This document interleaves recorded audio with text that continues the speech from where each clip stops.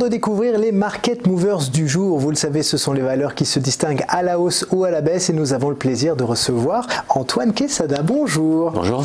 Vous êtes trader, formateur et coach et on va commencer par décrypter Bureau Veritas.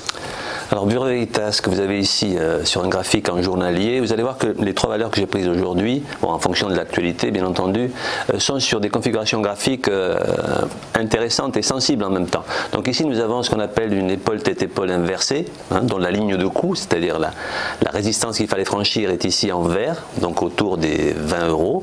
Bon, la valeur est montée et elle avait comme objectif théorique de hausse, c'est-à-dire comme potentiel de hausse jusqu'à 23 €. Or, elle a calé depuis déjà quelques temps sur le troisième palier de Fibonacci, c'est-à-dire sur les 61,8% de ce potentiel qui se trouve autour des 21-22 €. Et on voit donc depuis X jours, cette valeur, donc Bureau Veritas a coincé sur ces niveaux, est en train de retracer en fait. Elle est en train de revenir en arrière alors que cette figure chartiste a un potentiel qu'elle n'a pas atteint. Et donc le risque, là, aujourd'hui ou dans les jours qui viennent, c'est qu'elle n'arrive pas à rebondir. Alors, vous voyez qu'elle est revenue sur le premier palier de Fibonacci. C'est très technique ce que je vous dis là, mais les spécialistes, enfin les connaisseurs savent de quoi je parle. Donc on est revenu sur le premier palier de Fibonacci et sur l'oblique haussière qui semble être sur le point d'être cassé. Donc en clair, que se passe-t-il? La figure chartiste n'a pas donné la totalité de son potentiel.